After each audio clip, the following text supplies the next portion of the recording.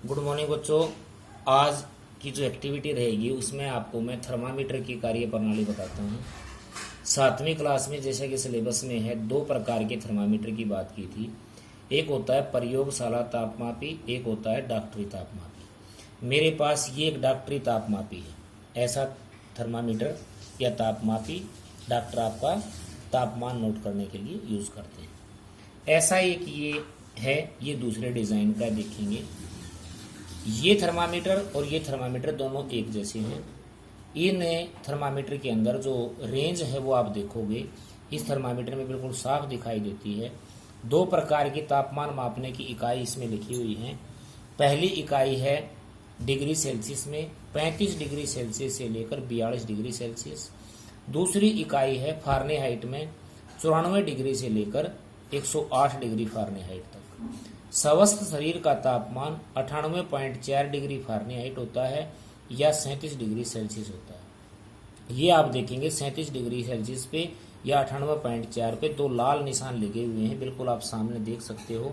देखो ये लाल निशान है जो स्वस्थ आदमी का तापमान दर्शाते हैं। ये दिख गया, ठीक है। अब इस कार्य थर्मामीटर में और जो प्रयोगशाला तापमापी में उसमें अंतर क्या रहेगा। ये हमारे पास एक बोर्ड के अंदर प्रयोगशाला तापमापी लगा हुआ, ये तापमापी का बल्ब है। ये तापमापी इधर से दिखाई देगा और ये आप देखेंगे इसमें तापमान -20 से 110 डिग्री सेल्सियस तक मापा जा सकता है। नीचे मिनिमम टेम्परेचर क्या रहेगा -20 और ऊपर मैक्सिमम कितना रहेगा 110। ये इसके बीच में लाल निशान आप देखते होंगे, दिखाई दे रहा है। ये देखेंगे ध्यान से। ये कमरे का तापमान दर्शाता है। लगभग फिलहाल टेम्परेचर हमारा है 26, 27, 28 के आसपास है, ठीक है। ये तापमान मापता है रूम टेम्परेचर को, यानी जितना कमरे का तापमान कम ज्यादा होगा हम उतना ऊपर नीचे इस तापमान को होता हुआ देखेंगे। अभी ये छाया में कमरे के अंदर रखा हुआ है, टेम्परेचर है 29।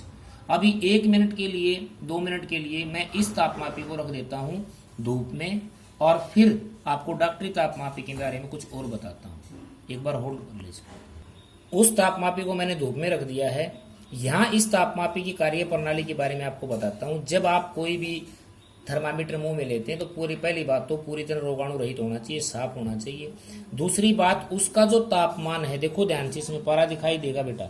ये काले रंग का निशान दिखाई दे रहा है ना आपको, ये इसके आसपास देखो ये इसका तापमान दर्शाता है। सबसे पहले मैं इसको ऐसे झटकाऊंगा, झटकाने के बाद ये पारा नीचे गिर जाएगा और ये चला गया बेटा। अब 1 मिनट में, हाँ बिल्कुल नीचे यहाँ चला गया बेटा। अब इसको हम मुंह में देंगे, लगभग 1.5 मिनट के बाद इसमें पारा ऊपर चढ़ जाएगा। अपने आप पारा ऊपर चढ़ने के बाद वापस इसमें नहीं गिरेगा। उसका कारण क्या है कि इसमें एक किंक होता है। देखो ध्यान से, इसमें एक किंक है, एक टेढ़ा निशान मैंने लिखवाया था प्रश्न में। यहाँ एक टेढ़ा निशान है ये और एक दूसरा थर्मामीटर जो है उसमें भी होता है। देखिए इसका अगर साफ दिखता है तो आपको ये देख सकते हैं। ये देखो ये जो यहाँ ये एक निशान आपको दिखाई दे रहा है, एक बिंदु सा नजर आ रहा है ना। ये आप बिंदु देख रहे हैं, ये बिंदु, ये किंक बोलते हैं इसको। इस किंक का काम क्या है कि ये पारा इसमें अपने आप चढ़ जाएगा तापमान के हिसाब से जब आप इसको मुंह में दोगे, लेकिन जो ही इसको बाहर निकालोगे तो ये कमरे के तापमान पे आकर इसका पारा अपने आप नहीं गिरेगा, ताकि आप आराम से तापमान को नोट कर सको, ठीक है। तापमान को आसानी से नोट करने के लिए पारा नीचे ना गिरे, इसके लिए किंक दिया गया है। इसकी रेंज आपको मैंने बता दी। ये थर्मामीटर तापमान मापने के काम आता है मनुष्य का या किसी भी पशु का, ठीक है। अब हमारे पास 2-3 मिनट हो गए होंगे। अब मैं वो थर्मामीटर वापस लेके आता हूँ धूप से और उसमें दिखाएंगे कि जो टेम्परेचर था वो 29 डिग्री के आसपास हमारे कमरे का तापमान था। तो अब उसमें तापमान कितना चला गया। इसका तापमान लगभग 35 के आसपास या 34 के आसपास पहुंच गया है। पहले टेम्परेचर कहाँ था 28-29 के आसपास था। धूप में रखने के बाद ये ऊपर चला गया है, लगभग 34 और 33 के आसपास चला गया था। अब आप ध्यान से देखोगे कि इस तापमापी को मैं अभी बर्फ में डालूंगा और बर्फ में डालने के बाद इसमें तापमान में नीचे गिरावट आ जाएगी। बिना इसको झटका दिए अपने आप तापमान इसके वातावरण के अनुसार गिरता रहता है और पारा नीचे आता रहता है। जो ही धूप में जाएगा पारा ऑटोमेटिकली अपने आप ऊपर चढ़ जाएगा। ये मैं एक गिलास में इस थर्मामीटर को रखता हूं और इसमें बर्फ डालता हूं और बर्फ डालेंगे तो इसका तापमान एकदम नीचे जाएगा और पारा भी नीचे गिरेगा। अब आप देखेंगे ध्यान से, मैंने इसमें बर्फ भर दी है। ये देखिए इसका थर्मामीटर का जो बल्ब था वो हमने बर्फ में डाल दिया है और अब हम इस तापमान को देखते हैं नीचे कितना आता है या नीचे नहीं आया या आया। अब देखेंगे ध्यान से, ये टेम्परेचर देखो ध्यान से, अब कहाँ दिखाई दे रहा है, ध्यान से देखो कहाँ गया, 10 के आसपास। अब और नीचे जा रहा है, ठीक है ना, हुआ क्लियर कि ठंडा कोई चीज है तो तापमान नीचे जा रहा है। अब देखो नीचे चला गया है। अब जो ही इस पानी इसको बर्फ से बाहर निकालेंगे, वातावरण के अनुसार जो भी टेम्परेचर होगा उसी के अनुसार ये पारा फिर ऊपर चढ़ जाएगा। अब मैं इसको बाहर निकालता हूं, ये हमने इसको बर्फ में से निकाल दिया है और अब आप देखेंगे 2 मिनट बाद जो ही तापमान बढ़ेगा ये पारा अपने आप ऊपर बढ़ेगा।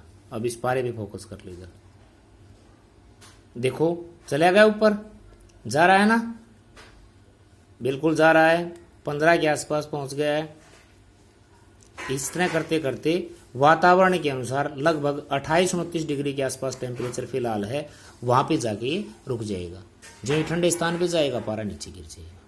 ठीक है, तो इस एक्टिविटी में आपने 2 चीज देखी कि एक तो डॉक्टरी थर्मामीटर और प्रयोगशाला तापमान भी दोनों को आपने फिजिकली देख लिया।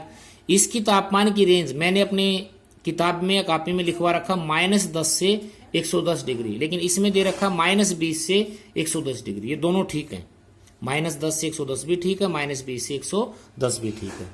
ओके, तो ये था ये प्रयोगशाला तापमापी और ये मैंने आपको दिखाया था डॉक्टरी तापमापी। इसकी किंक आपको दिखा दी, झटका क्यों मारता है ये आपको बता दिया कि पारा अपने आप नहीं गिरता, इसको रोकने के लिए किंक बनाया जाता है। और ये बिल्कुल आराम से साफ जो टेम्परेचर आपका था उतना ही इस पे मेंटेन रहता है। कभी भी बल्ब को हाथ से नहीं छूना चाहिए। मुंह में यूज करने से पहले इसको कीटाणुनाशक घोल में डुबो के साफ कर लेना चाहिए ताकि किसी भी प्रकार का संक्रामक रोग आपको ना लगे। और इसके साथ साथ ध्यान रखें, कभी भी थर्मामीटर मुंह में लेते समय उसके बाद बात करने की कोशिश ना करें। पारा एक तरल धातु है जो जहरीली होती है, अगर ये बल्ब टूट जाता है गलती से आपके मुंह में चला जाता है तो आपको नुकसान हो सकता है। इसलिए किसी भी अवस्था में इसके साथ छेड़खानी नहीं करनी चाहिए। ठीक है, ओके।